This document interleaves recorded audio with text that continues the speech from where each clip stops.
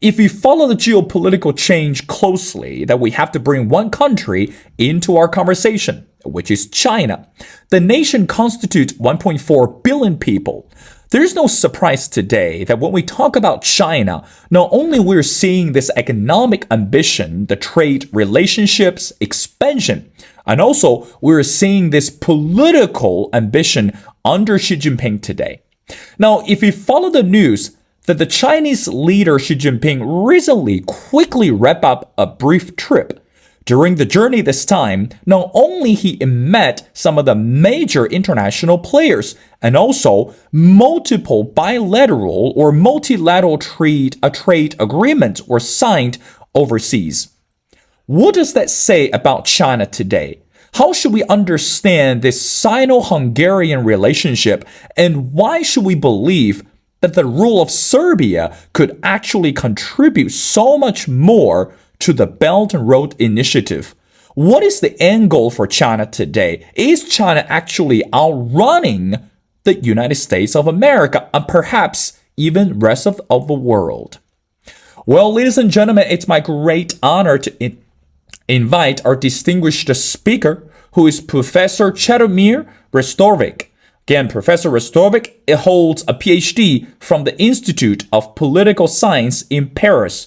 He is a professor of Geopolitics and Islamic Business at ESSEC Business School. Professor is the author of the book, which is entitled Geopolitics and Business, Relevance and Resonance. Well, Professor, and welcome to The Missing Piece. Thank you very much, Bill. Thank you. Well, Professor, I want to get started. Again, as we mentioned before, post the pandemic, this has been one of the milestones that for Chinese leader Xi Jinping to step out the comfort zone, actually traveled outside China. Now, 3 countries that he encountered and again designed. Number 1, he made a quick stop to France. And second is Serbia, and the last one is Hungary. Now, Professor, from your perspective, some experts believe that this growing geopolitical rivalry between China and the U.S. actually pushes or draws China to be away from the West and instead seeking additional reliable partners, for example, like Serbia, like Hungary. Let's start the conversation. What do you say to that? This is a very interesting question because the President Xi Jinping, he didn't visit countries after COVID. And I presume that in China, nothing happens seldom. There is no surprise. It means that the 3 countries have been carefully selected. And by the way, they are not the biggest countries in Europe. For France, of course, France is a big country. We have French business schools, so we know this very well. However, the biggest country is Germany. And it is, from the economic point of view, the powerhouse that we have in the European Union. So if the President Xi Jinping wanted to visit the most important country from the economic point of view, it will be Germany. It will not be France. And the German Chancellor visited China. So in that case, it would be also a question to repay the visit to Germany. Of course, they were also celebrating the 50 years of establishment of diplomatic relationship between France and China. So, okay, they were taking this as an excuse in order to go to France. But there was quite a surprise why to visit France and not to visit Germany or not to visit both of them. So this was the first question. Well, Professor, I want to talk about the relationship between China and Serbia at this moment. I mean, again, initially, I guess when the media reports that part of the reason for Xi Jinping to visit Serbia because this Belt and Road Initiative. But here's the data. I want to get your reaction on this.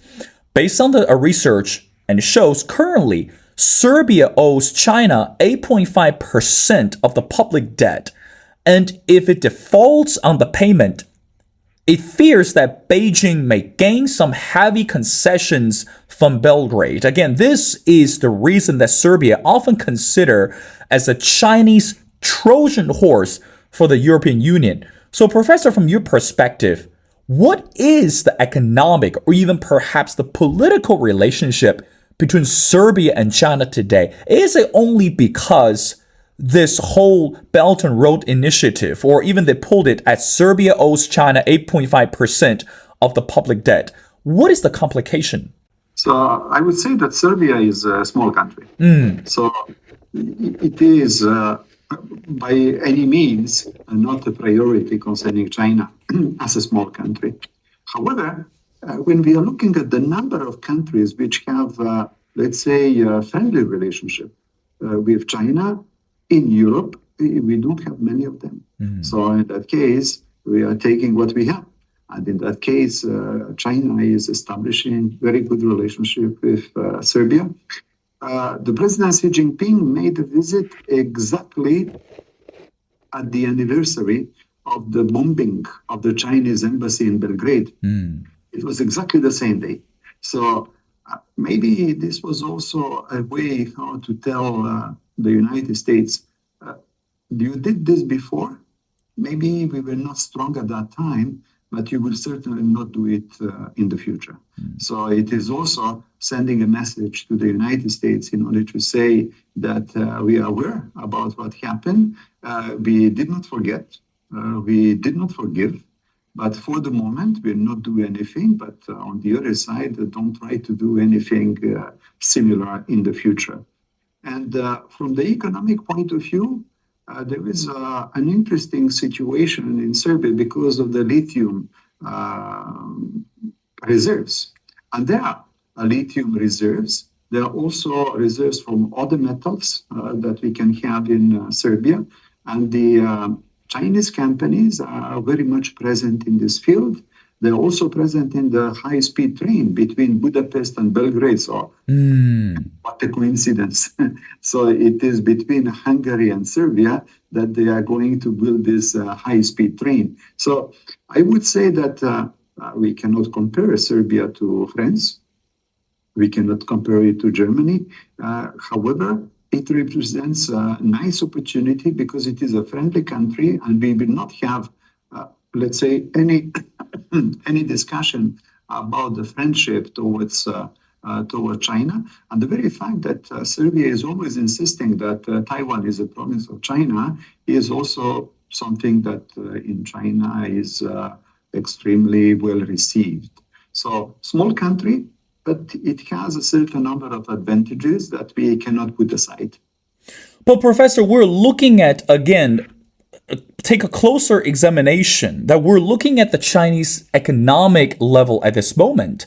I mean, again, post the pandemic, everyone is very concerned regarding the Chinese economy. I mean, we're seeing this economic complexity and we're seeing this population decline. And also, of course, we're seeing more aggressive behavior from this political level. Now, from your perspective, is that something that actually echoes towards the Serbia and China relationship? Because at this moment, I mean, it's even risky to say that the closer you grow closer to China, it seems like the more dangerous the bet that you're putting on the table. I mean, again, Professor, you are the expert.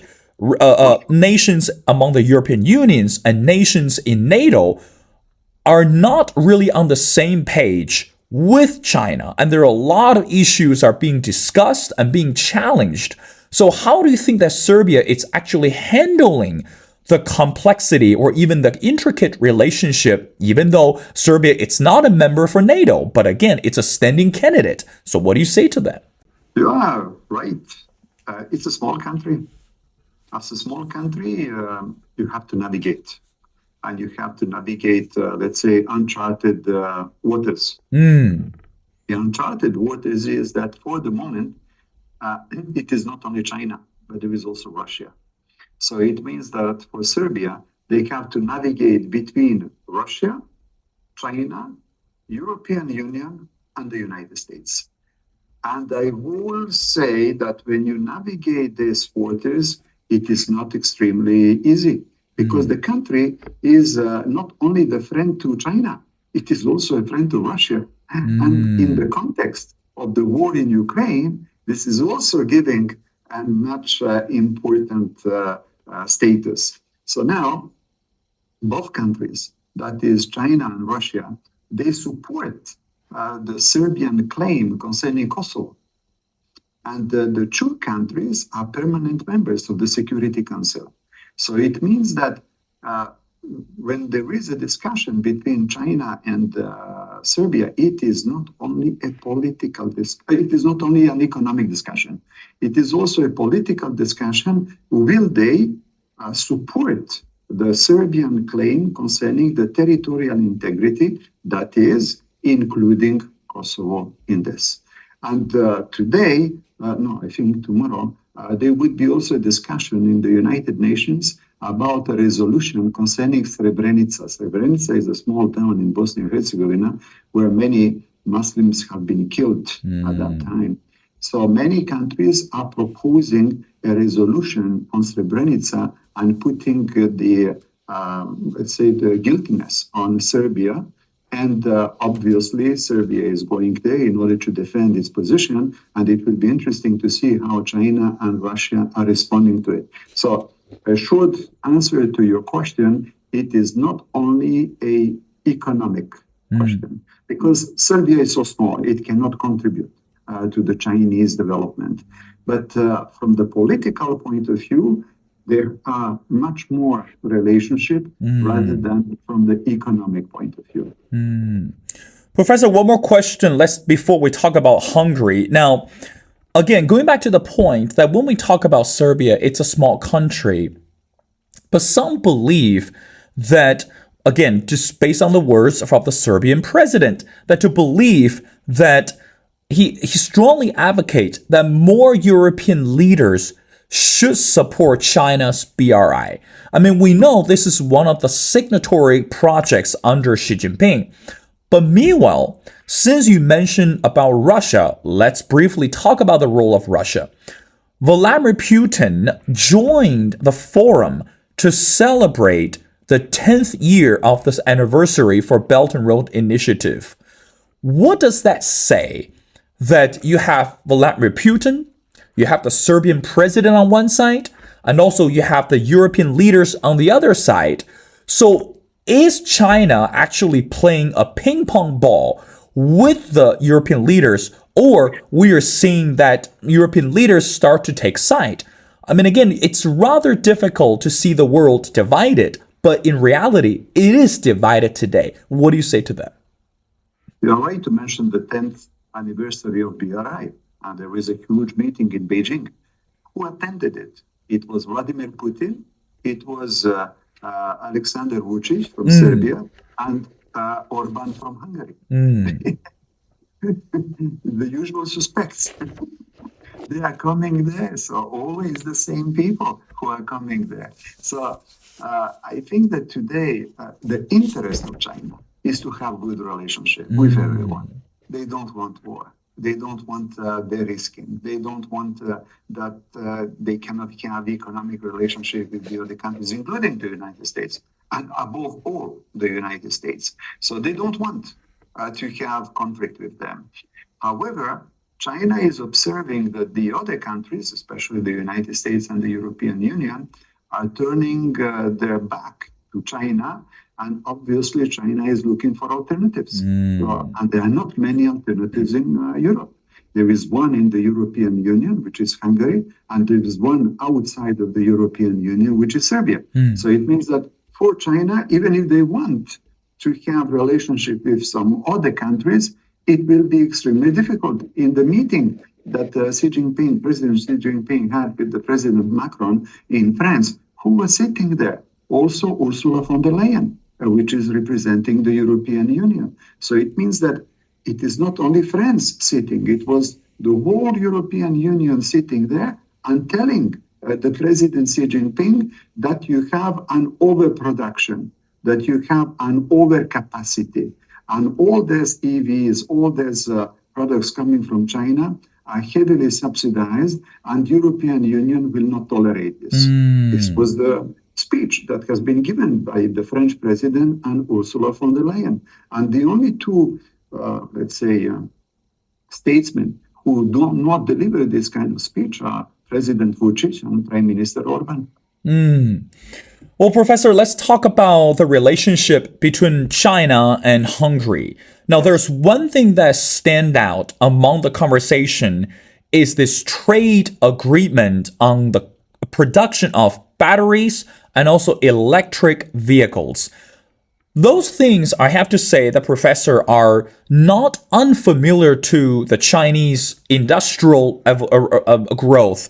But meanwhile, how important it is for the two countries continue to work on, even to collaborate on batteries production and also the electric vehicles. What is what we say, interconnection between those two?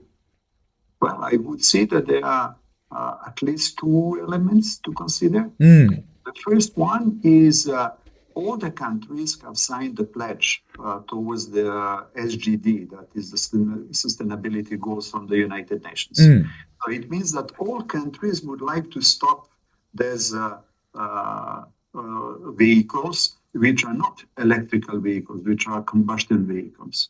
So but how can you do it if you don't use electrical vehicles? And who is producing the electrical vehicles? So, of course, all the European countries, including the German companies, Volkswagen, they are producing electrical vehicles in China. So you're right. China is not an unknown entity. Chinese companies also invest abroad. They can invest in Vietnam, they can invest in Thailand, they can invest in Indonesia, they can invest in Mexico, they can invest in many other countries. It is not a new thing for them. But Hungary is interesting because it is part of the European Union.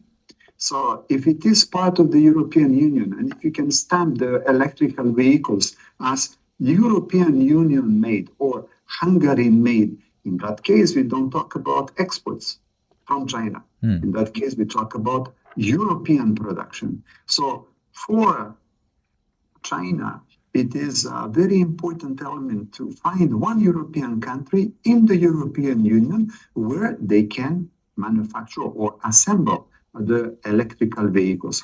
If they can produce batteries, it's even better, because the great part of the batteries are produced in China, but if they can produce them in Hungary, these batteries cannot be used only for BYD, for instance, but they can be used for Tesla, they can be used for Volkswagen, they can be used for any other vehicle. So for them, there are two different things. One is assembling the cars, and the other one is concerning the batteries. Professor, I got two more questions before letting you go. Now, during the visit to Hungary, this is what the Chinese President Xi Jinping wrote in an editorial published in Hungary, and I quote, "Sino-Hungarian friendship, it's like the wine, fragrant, sweet, substantial, and enduring." Professor, put it in a very simple way, how much did Xi Jinping actually use those words to butter up the relationship, or are those just political sound bites? Or, from this philosophical standpoint, they're actually something much deeper behind Xi Jinping's commitment to the Sino-Hungarian friendship? What do you say to that? You're right to mention this. If you mention this for Hungary, it means he didn't say this to France. Otherwise, you would quote it to France. And he didn't say this to France. So it means that, as you know, in the Chinese, let's say, negotiation tactics or even philosophy, Guangxi is very important. So in that case, we are looking at the long-term relationship. And a long-term relationship has given, by the way, a title of one very interesting book, which is a relation of geopolitics, which is also coming from China, because they put the emphasis on relations, not necessarily on the outcome, because the outcome can depend on many circumstances. But relation is something which is very important. So the fact that President Xi Jinping is saying that it is unenduring, that it is sweet, etc., I think he really believes in this. He doesn't say this only in order to become nice or in order to please the people that are going there. No, he really believes in this. And he believes that it is something that is going to last. Even if there is a huge disbalance between small countries and a big country, which is China, from the Chinese perspective, they don't say that because you are small, you cannot contribute. No, you will contribute according to your own strength, but we will develop a very strong relationship with you. So I believe that he truly believes in what he said. Professor, I want to wrap up our conversation by asking you the last question. Let's go back to the current French president, Emmanuel Macron. Yes. Now, Emmanuel Macron has been heavily criticized because of his attitude towards China. And again, based on this political ambition or this economic agenda, Macron hoped, according to the expert, that try to cater China's needs in order to invite China to contribute more to the war in Ukraine. And also we're seeing Chinese attitude and the competition with the West. Final question to you, Professor. How much do you think Macron has actually accomplished his ambition or his purpose by inviting Xi Jinping to France, by inviting the European Union president? Again, we've seen the video, we've seen the footage, three of them sat together, have this discussion. So how should we assess that? Your final thoughts? So my final thought is that France has always had, I would say, an independent attitude in Europe. As you may remember, France was extremely reluctant to join NATO. When all the other countries were in NATO, France was not. So we have to wait a long time before France actually joins NATO. So France is always saying, we are not the vassals of China, but we are also not the vassals of the United States. And we have an independent policy.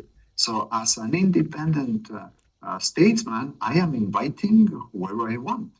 And maybe you remember also that during the war in Ukraine, President Macron has insisted against all the other European countries to maintain relationship and to maintain the possibility to talk to Vladimir Putin. Recently, he abandoned this. But for a very long time, he was a lone wolf. He was a lone person willing to have a relationship with Vladimir Putin because he believed that through this relationship, it would be possible to have negotiation or to have a peaceful outcome, etc. So he invites President Xi Jinping, and he is putting a little bit pressure on President Xi Jinping in order to stop deliveries, in order to stop buying from Russia and so on. But we have seen last week, that President Putin went to Beijing. Did you see how he was received? So it was unimaginable. I didn't see any other statesman received this way in Beijing. So it means that from this side, he didn't succeed, but France is pursuing its own independent policy and it will not change.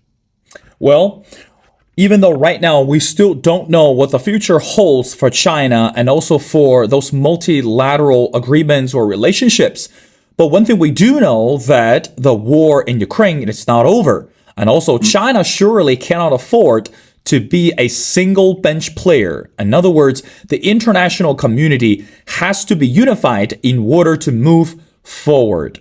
Well, ladies and gentlemen, it's my great honor to talk to Professor Cedomir Nestorovic. Again, Professor holds a PhD from the Institute of Political Science in Paris. He's the author of the book, Geopolitics and the Business, Relevance and Resonance. Well, Professor, thank you so much for your time. It's been a pleasure. We'd love to have you back on the show for our future episodes. It's not just about China, it's more about the businesses within the international community. So thank you so much for doing this.